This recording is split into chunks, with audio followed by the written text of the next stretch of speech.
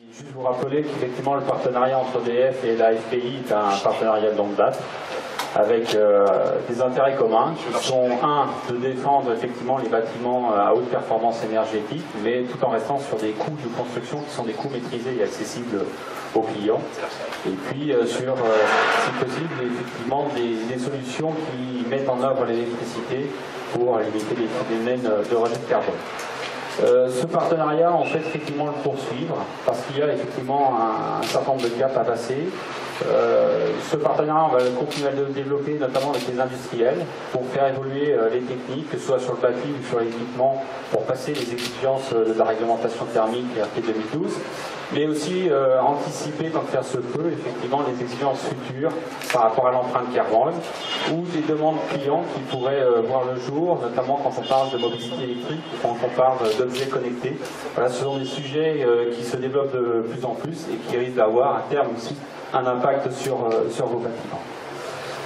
À travers les pyramides, EDF souhaite mettre en avant effectivement les solutions, certes électriques dans le bâti, mais aussi les bâtis à haute performance énergétique, et puis des bâtis qui permettent aux occupants d'avoir un haut niveau de confort tout en maîtrisant les coûts, et ça sont des solutions qui sont reproductibles. Et cette année, effectivement, notre choix s'est porté sur l'opération à la Dignity Building. C'est une résidence étudiante, alors certes la typologie de logement se prêtait bien à la solution électrique, et voilà ce qui a séduit le jury, c'est tout l'aspect environnemental aussi qui a été mis autour de ce projet. Merci. Alors Julien Chambarreau, vous avez en charge ce projet au sein d'Itinéraire Building. Bon, tout d'abord, merci EDF pour ce lot.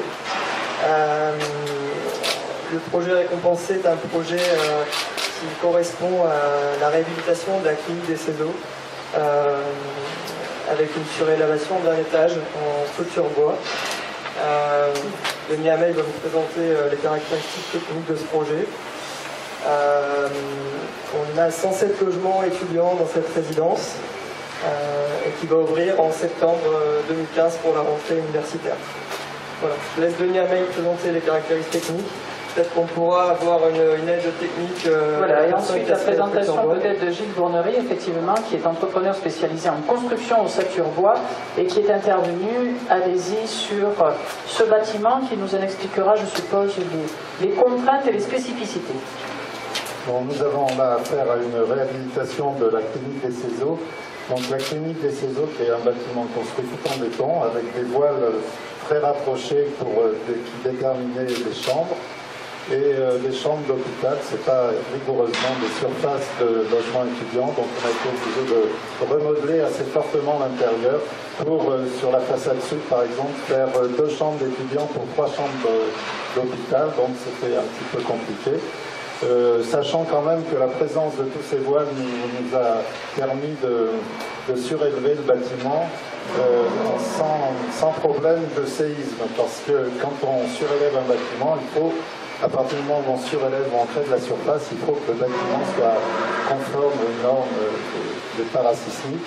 Donc la présence de tous ces voiles nous a posé des problèmes, mais nous a bien aidé sur ce côté-là. Donc l'intérieur, c'est des chambres d'étudiants qui sont très bien agencées, avec petite salle de bain, tout est super, tout marche bien. Si vous avez des étudiants à loger, ils sont parfaitement bien. Donc le dernier étage a été surélevé en structure bois pour ne pas surcharger l'immeuble, réalisé par M. Bournery. Donc on a toutes les parties de façade sont des châssis en aluminium avec des panneaux fixes qui sont habillés en prespa, en panneaux qui sont absolument incompressibles et qui tiennent dans le temps. Et le bandeau est réalisé aussi en panneaux de prespa. Et tout ça fait un ensemble qui est dans les tonalités noir et blanc, et qui donne un coup de jeune au bâtiment, à la clinique des Céseaux que vous connaissez tous, qui prend de l'ampleur par ce niveau supplémentaire. Donc voilà, je passe la parole Parlez bien dans le micro parce que les travaux n'étaient pas prévus là-bas. Voilà, et ils vous soutiennent hein, pour bien montrer que nous sommes dans un monde de bâtiments, mais... Comme vous disiez, M. Hamel, tout à l'heure, le problème que j'en avais, c'était de trouver une structure qui était le plus légère possible pour ne pas surcharger le reste du bâtiment tout en étant très stable, puisqu'on était quand même au 4e étage.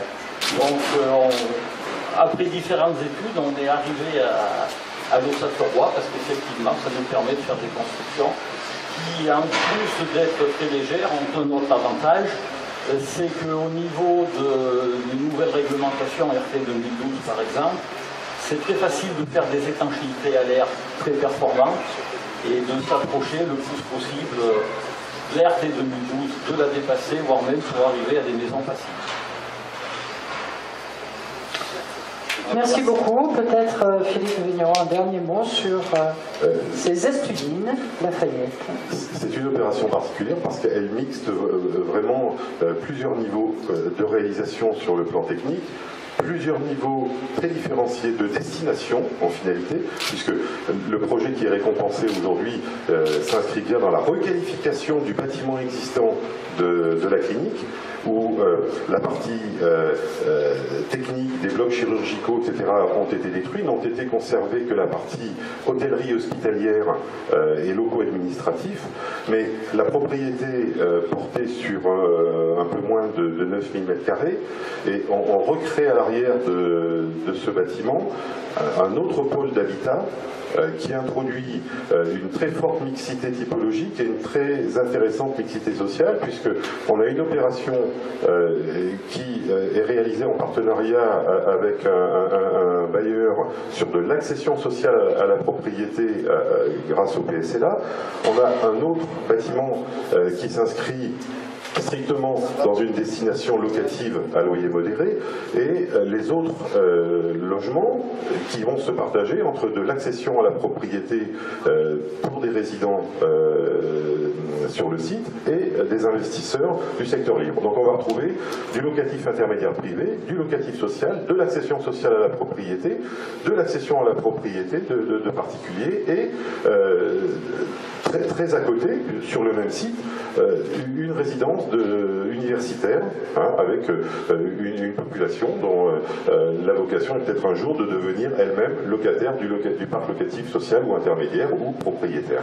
Voilà l'ensemble de cette opération, mais plus particulièrement celle qui nous intéresse aujourd'hui. Grégory. Bien, écoutez, ça fait plusieurs opérations à Clermont, donc je vais faire un tir groupé. Et ce n'est pas fini. Bravo, et j'espère qu'il y en a bien d'autres. Donc je suis très heureux. Alors, du coup, voilà, c'est bien aussi, il y a la relève aussi, hein, quand même. Ça fait plaisir de remettre aussi des prix à des gens qui représentent aussi l'avenir de la profession. Voilà, je vais regrouper un petit peu pour la photo sous les applaudissements de la foule.